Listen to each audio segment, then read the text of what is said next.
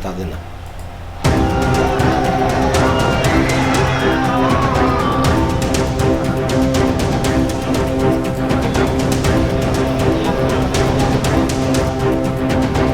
Haryana, UP, Rajasthan, Bihar, Bengal किसान एकता जिंदाबाद। बड़ी बड़ी खबरों की बारीक जानकारियां और छोटी नजर आने वाली खबरों के बड़े मायने लेकर एक बार फिर मैं आप लोगों के साथ हाजिर हूं। आज हम बात करेंगे किसान आंदोलन की, क्योंकि कल सरकार और किसानों के बीच 7वें दौर की बातचीत होनी है और हर किसी की निगाहें उस बातचीत पर लगी हुई है। मैं आपको पश्चिम बंगाल भी लेकर चलूंगा, जहां ममता बनर्जी और बीजेपी के बीच तू डाल डाल में पात पात का खेल चल रहा है। इसके अलावा बिहार भी चलेंगे, जहां नीतीश कुमार और बीजेपी ने मिलकर सरकार तो बना ली है, लेकिन उनके रिश्तों की नरमी गर्मी जो है वो खत्म होने का नाम ही नहीं ले रही। क्या है बिहार की राजनीति का नया ट्विस्ट, ये भी आपको बताऊंगा। इसके अलावा हम कोरोना की बात करेंगे और थलाइवा रजनीकांत की भी, जिनके लिए कुछ भी इम्पॉसिबल नहीं है, लेकिन एक ऐसी चीज जो रजनीकांत के लिए भी इम्पॉसिबल हो गई। साथ ही बात करेंगे भारत और ऑस्ट्रेलिया के बीच तीसरे टेस्ट की।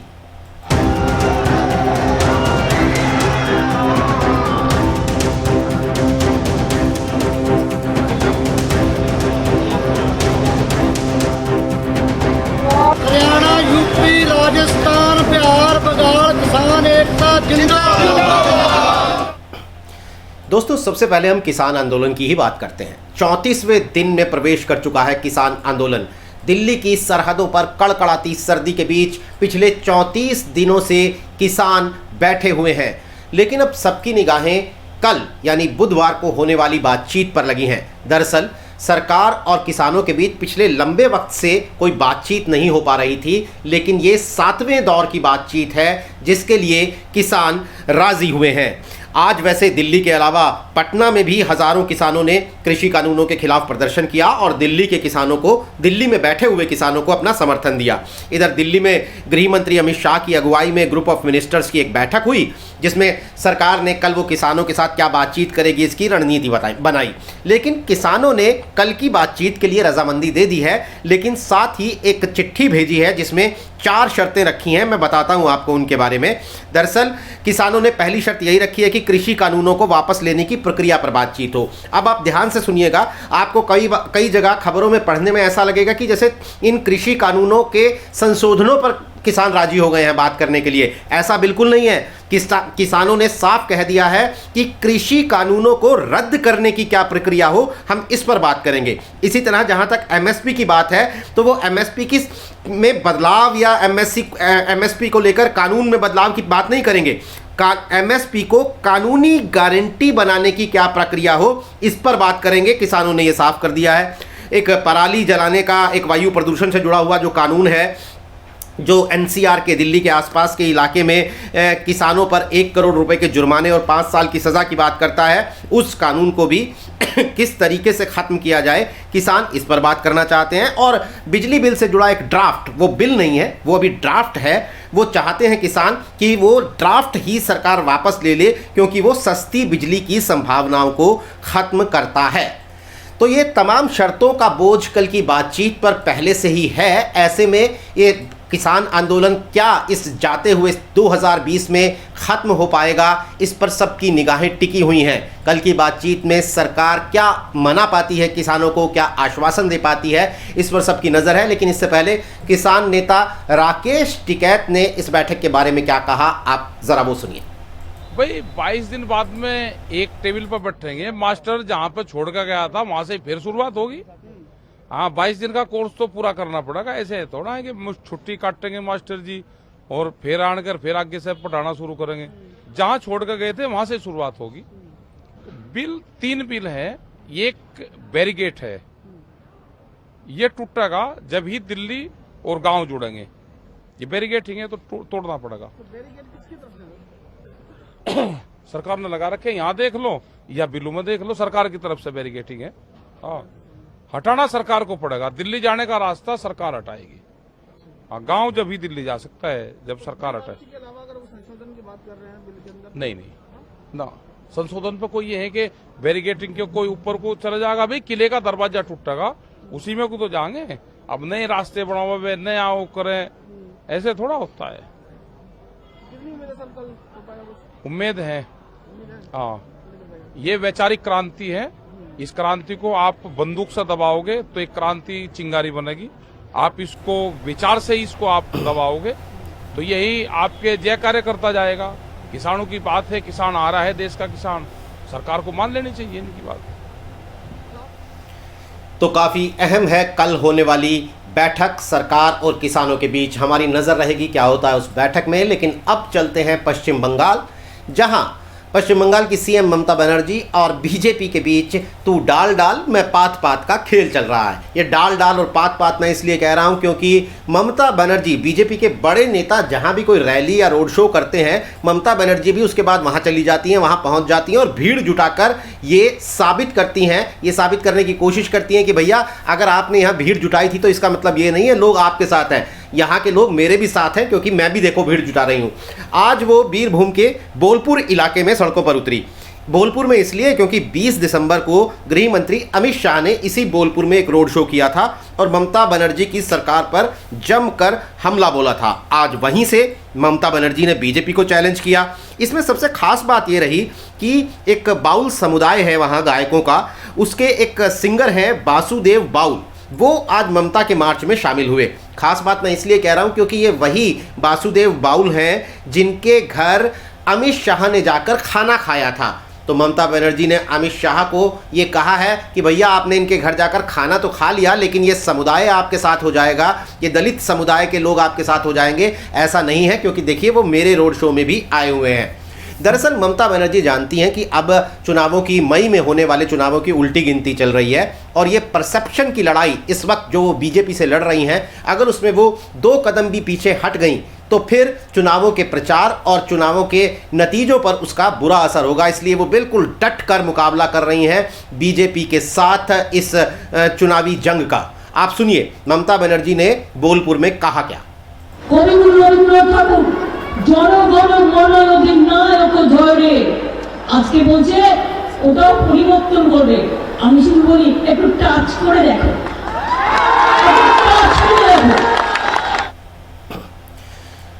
सुना आपने ममता बनर्जी क्या कह रही थी। दरअसल वो बंगाली में कह रही थी, इसलिए सबटाइटल्स के जरिए हमने आपको बताने की कोशिश की। लेकिन भाई पश्चिम बंगाल में तो चुनाव होने हैं तो समझ में आता है, लेकिन बिहार में तो चुनाव हो चुके, सरकार बन चुकी बीजेपी और जेडीयू की, लेकिन इसके बावजूद बिहार की पॉलिटिक्स में जो नए नए ट्विस्ट हैं वो ख़त्म होने का नाम नहीं ले रहे हैं। एक नया ट्विस्ट अब ये आया है कि बीजेपी और जेडीयू के बीच जो पावर वॉर चल रहा है, उस पावर वॉर के बीच आरजेडी के एक वरिष्ठ नेता हैं उदय नारायण चौधरी, पूर्व विधानसभा अध्यक्ष भी रहे हैं, उन्होंने एक बयान दिया और उस बयान ने खलबली मचा दी। चौधरी ने कहा कि नीतीश अगर तेजस्वी को समर्थन देकर मुख्यमंत्री बना दें, समझिएगा बात को, यानी बीजेपी से अपना नाता तोड़ लें और तेजस्वी को समर्थन देकर मुख्यमंत्री बना दें और विपक्ष उन्हें साल 2024 के लिए प्रधानमंत्री पद के लिए समर्थन दे।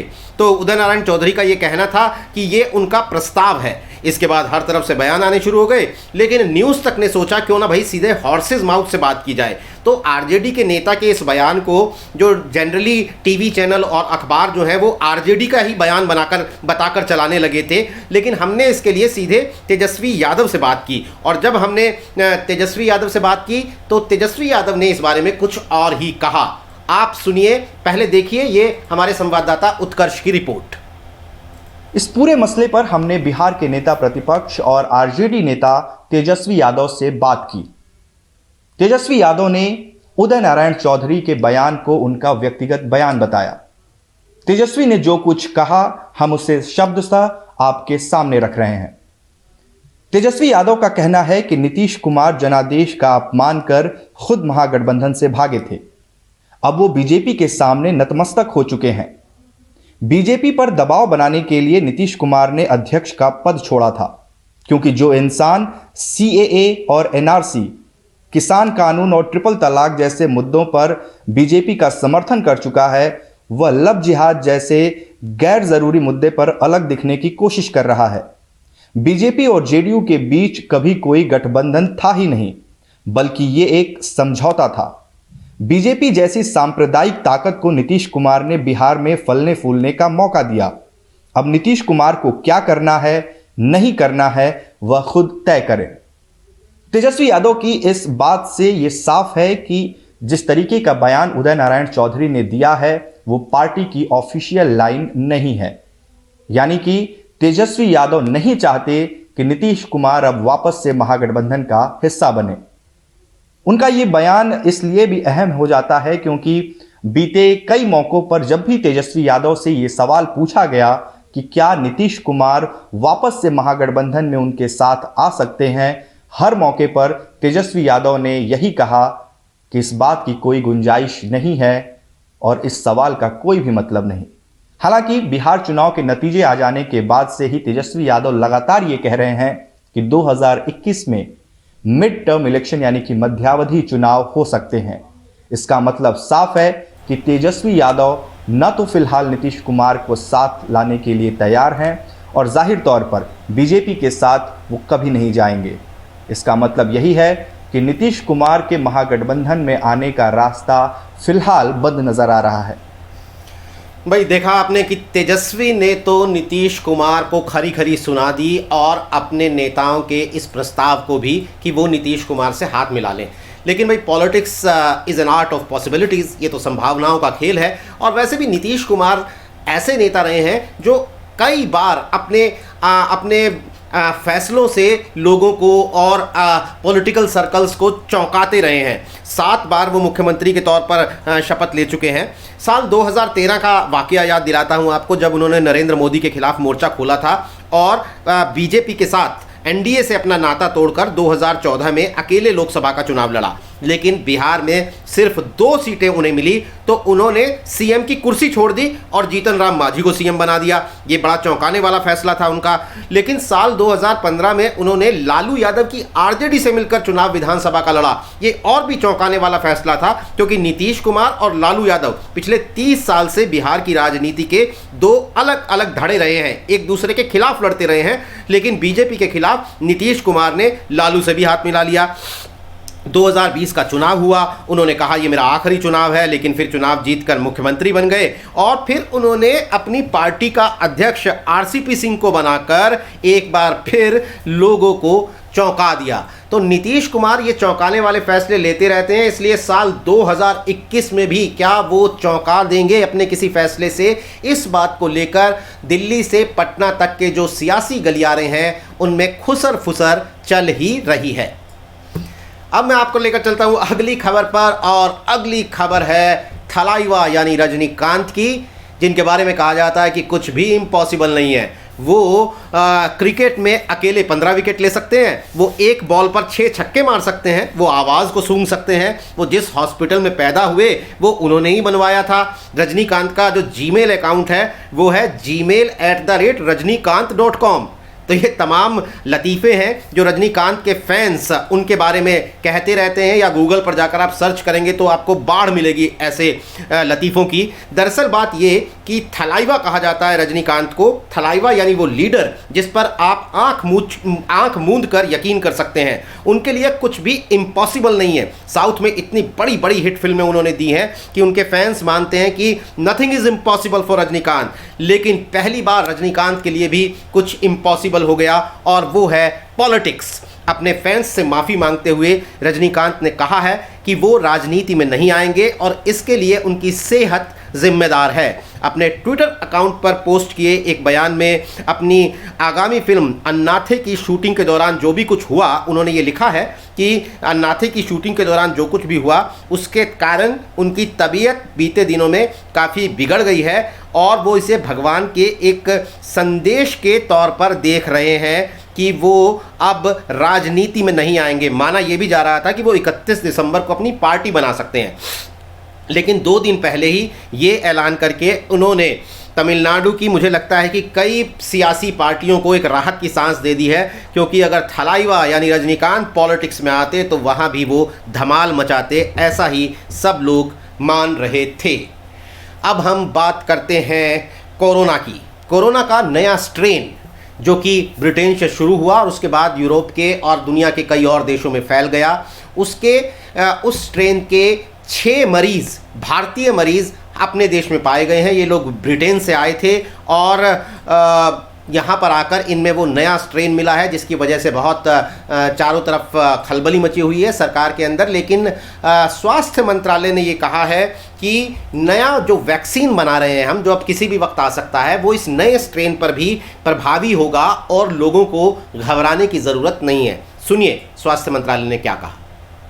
अगर हम लिंग के आधार पर, जेंडर के आधार पर मोर्टेलिटी एनालिसिस के आंकड़ों को देखें तो पुरुषों में 70 कुल मृत्यु जो कोविड से हुई उसकी 70% पुरुषों में और 30% महिलाओं में। यहाँ जो 17 वर्ष से कम के लोग हैं उनमें 1%, 18 से 25 वर्ष में 1%, 26 से 44 में 10%, 45 से 60 में 33% और 60 से अधिक में 55%।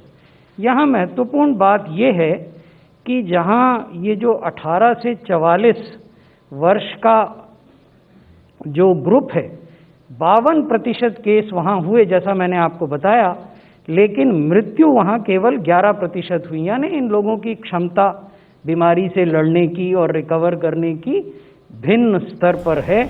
और जो ज़्यादा आयु के लोग हैं, क्योंकि वो कोमॉर्बिड भी हैं और अन्य समस्याओं से भी ग्रस्त हैं, इसलिए उनकी बीमारी से लड़ने की क्षमता अलग स्तर पर है।